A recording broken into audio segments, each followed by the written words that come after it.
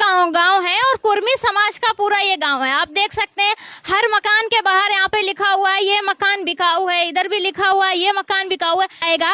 और आप जरा समझिए यहाँ के लोग कितना पीड़ित होंगे जो अपनी जमीन जायदाद को बेच के, अपना घर बेच के पलायन करने की सोच रहे हैं। आप सोचिए प्रशासन जो आंख मूंद के बैठा हुआ है, कितना पीड़ित है ये गांव और कितना पीड़ित है कुर्मी समाज का ये पूरा गांव, जो इनको पूरा का पूरा घर, अपनी प्रॉपर्टी छोड़नी पड़ी। हर घर के बाहर मकान बिकाऊ है। ये क्यों लगा रखे हैं अंकल जी?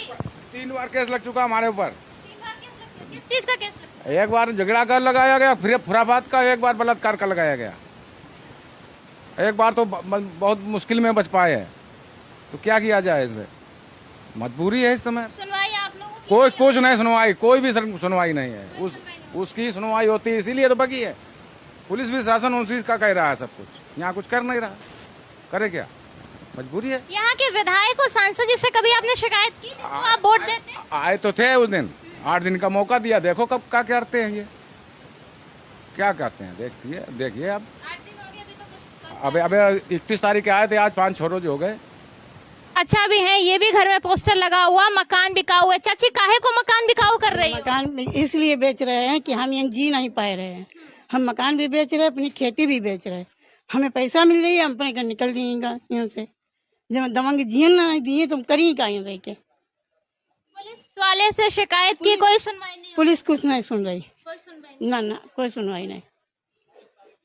कितने परिवार रहते हैं यहाँ पर? लगभग 34-35 परिवार जो है अपना मकान बेचना चाह रहे हैं। अपनी पूरी प्रॉपर्टी बेच के कहीं दूसरे स्टेट में या कहीं भी जाके रहेंगे, लेकिन यहाँ नहीं रहेंगे। दबंगई से इतना ज्यादा परेशान और पीड़ित है परिवार।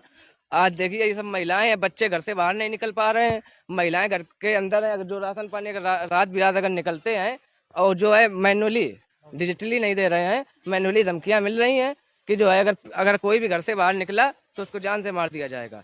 विधायक जी से बोला भी था कि जो है जब तक मुलजिम पकड़े नहीं जाते हैं तब तक जो है पीड़ित परिवार को सुरक्षा मुहैया कराई जाए।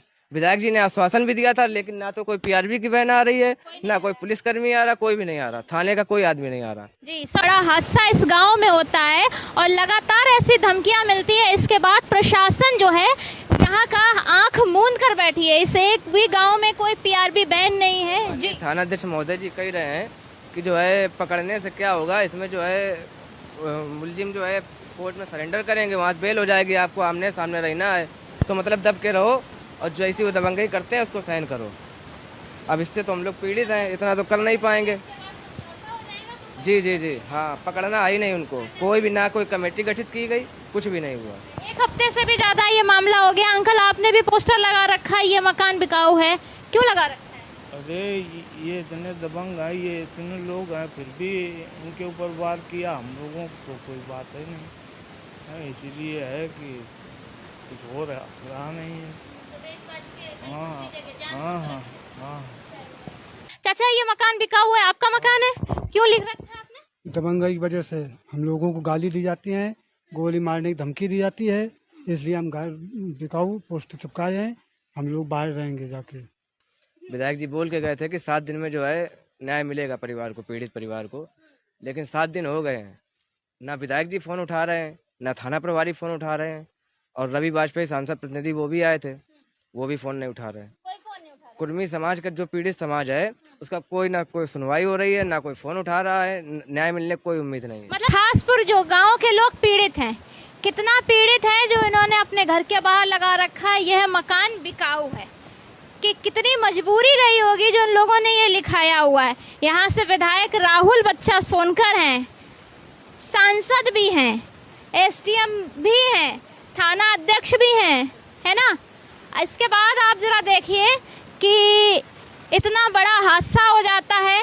यूँ तो विधायक सांसद सब लोग घर दरवाजे आ जाते हैं, लेकिन एक अगर इस गांव में पीआरबी बैन तक नहीं है। अब आम जनता ये चाह रही है कि हम अपना घर मकान सब बेच देंगे क्योंकि इनकी कोई सुनवाई नहीं हो रही है। सरकार परिवार जो जितने भी पीड़ित परिवार हैं ये सब जाके थाने में बैठेंगे जाके।